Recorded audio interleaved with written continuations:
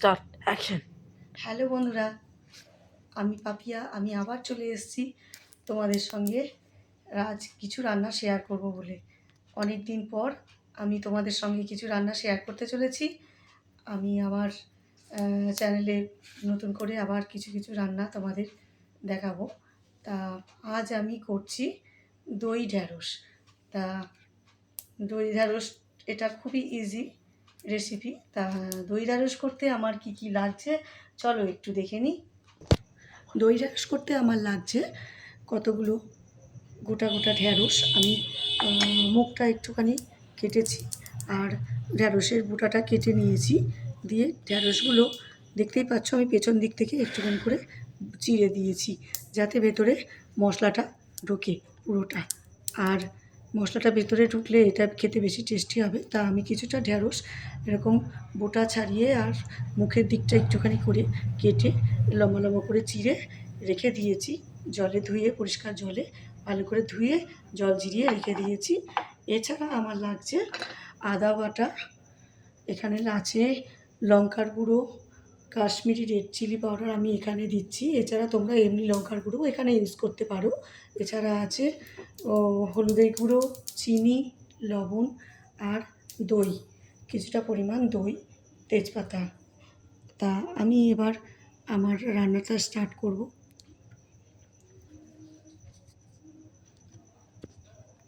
Hello বন্ধুরা, এবার আমার দই ঢ্যাঁড়স করতে কী কী লাগছে আমি সেটা বলেছি আগে। এবার আমি রান্নাটা স্টার্ট করছি। তা রান্নাটা স্টার্ট করতে আমার গ্যাসটা অন করেছি। এবার কিছুটা তেল আমি গরম করতে আগেই বসিয়ে দিয়েছি। গ্যাসটা স্টিম করা ছিল, গ্যাসটা বাড়িয়ে দিলাম। এবার কিছুটা সাদা তেল আমি এখানে দিয়েছি। তোমরা চাইলে এটা সর্ষের তেল দিয়েও এই রান্নাটা করতে পারো।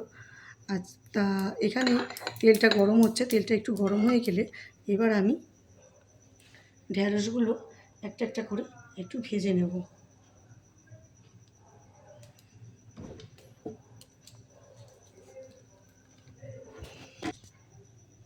আমি ঢ্যাঁড়সগুলো একটু এখান থেকে নুন আর হলুদের গুঁড়ো মাখিয়ে নিচ্ছি। অ্যাকশন অ্যাকশন, আস্তে ক্যামেরা ক্যামেরা মুভমেন্ট। আমার এগুলো নুন আর হলুদের গুঁড়ো মাখানো হয়ে গেছে। এবার আমি একে একে এগুলো তেলে ছাড়ছি। তেলটা আমাদের গরম হয়ে গেছে।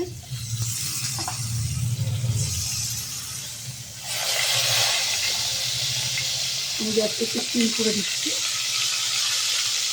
গ্যাসটা একটু স্টিম করে দিলাম।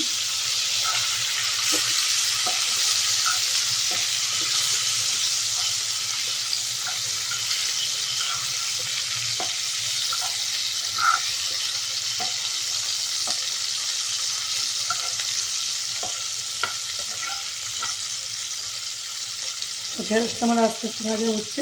গ্যাসটা বেশি বাড়িয়ে দিলে একটু তেলটা বেশি গরম হয়ে যাচ্ছে, তা এতে ঢ্যাঁড়সটা একটু পুড়ে যাবে। তা এতে গ্যাসটা স্টিম করে দিলে ঢ্যাঁড়সটা ভালো ভাজা হবে।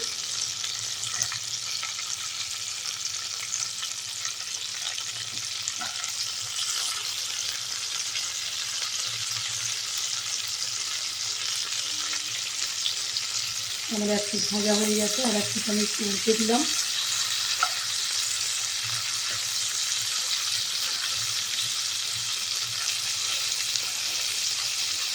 এই রান্নাটা খুবই ইজি আর খেতে খুবই ভালো। এটা সম্পূর্ণ আমার নিজের রেসিপি।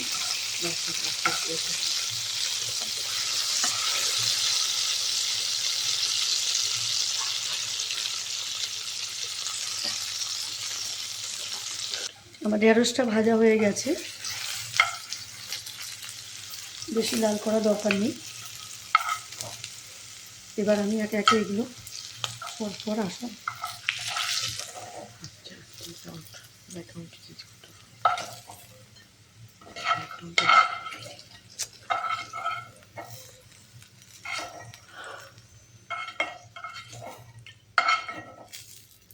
তা আমি একে একে ঢেঁড়সগুলো তুলে নিয়েছি। এবার আমি কড়াইয়ে দিচ্ছি কতগুলো তেজপাতা। তেজপাতা দিলে ফ্লেভারটা একটা সুন্দর আসবে। এবার আমি দেব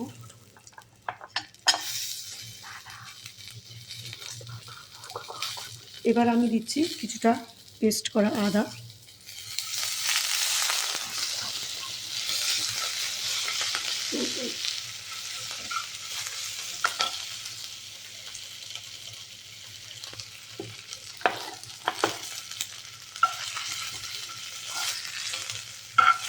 তুমি যে কটা ঢ্যাঁড়স রান্না করবে সেই অনুপাতে আদাটা দেবে।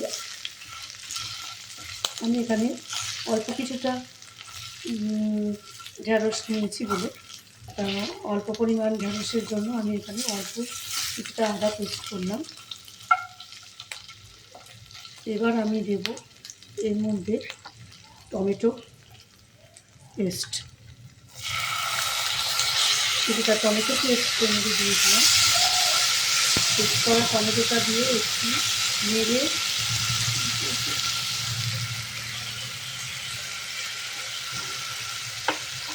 এবার আমি দেব এর মধ্যে নুন, হলুদ গুঁড়ো, কাশ্মীরি রেড চিলি পাউডার, অল্প পরিমাণ চিনি, সামান্য পরিমাণ চিনি দিলে এতে রান্নার টেস্টটা বাড়ে।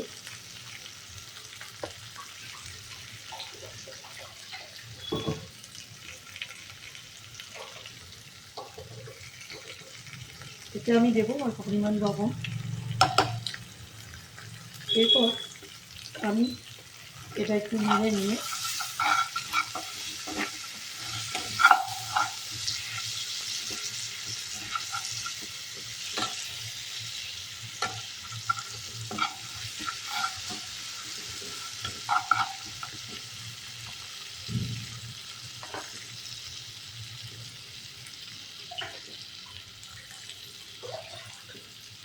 এর মধ্যে দেব কিছুটা পরিমাণ দই। দইটা আমি একটু জল দিয়ে ফেটিয়ে নিচ্ছি।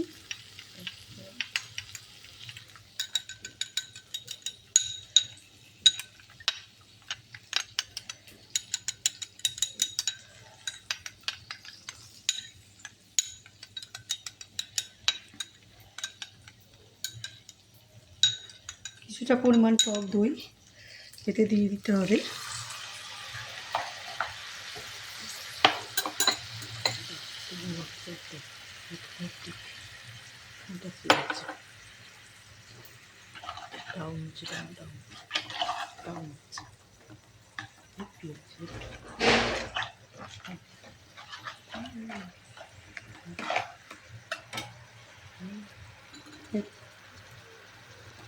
আর একটু সামান্য হলুদ গুঁড়ো দিলাম।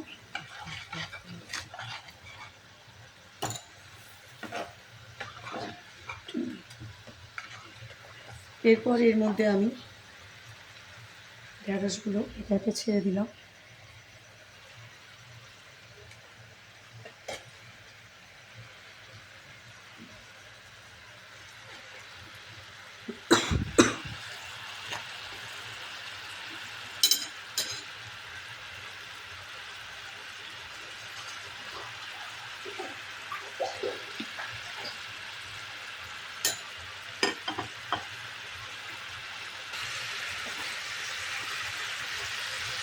ঢ্যাঁড়সগুলো আমি এটাকে উল্টে দিচ্ছি। যেটা পাচ্ছি একটু মাখা মাখা হয়ে এসছে, আর একটু জল লাগবে।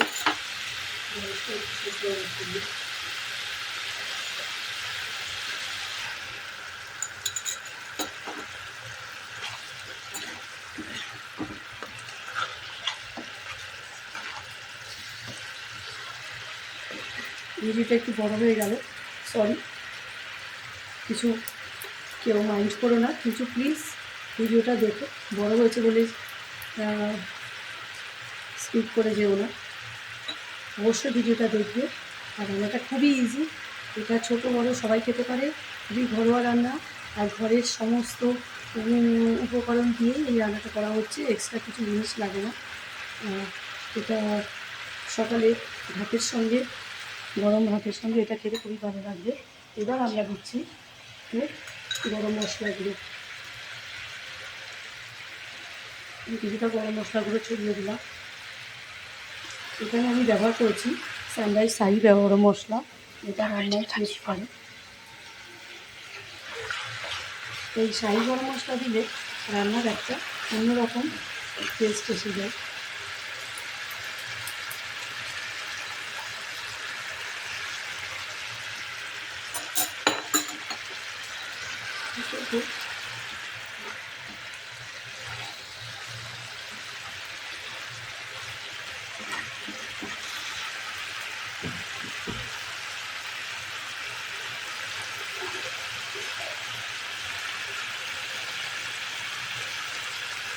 এটা একটু শুকনো সময় আরও খুব একটা ঝোলও থাকবে না, আবার একদম শুকনো হবে না, একটুখানি অল্প অল্প জল থাকবে, রসা রসা হবে। আমার এটা হয়ে এসছে, আমি গ্যাসটা বন্ধ করে দিলাম।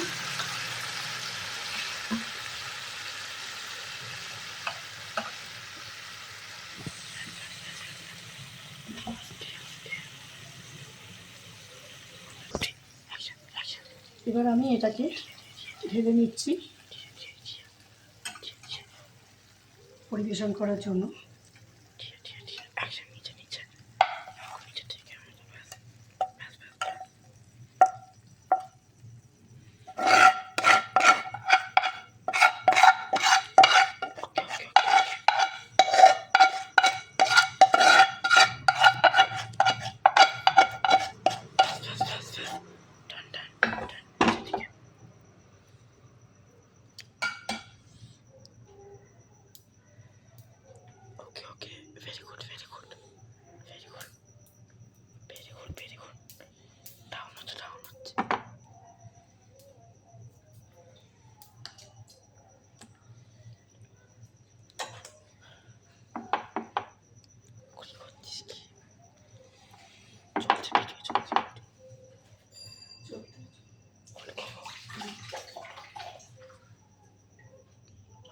তা বন্ধুরা, আমার গরম গরম দই ঢ্যাঁড়স তৈরি হয়ে গেছে।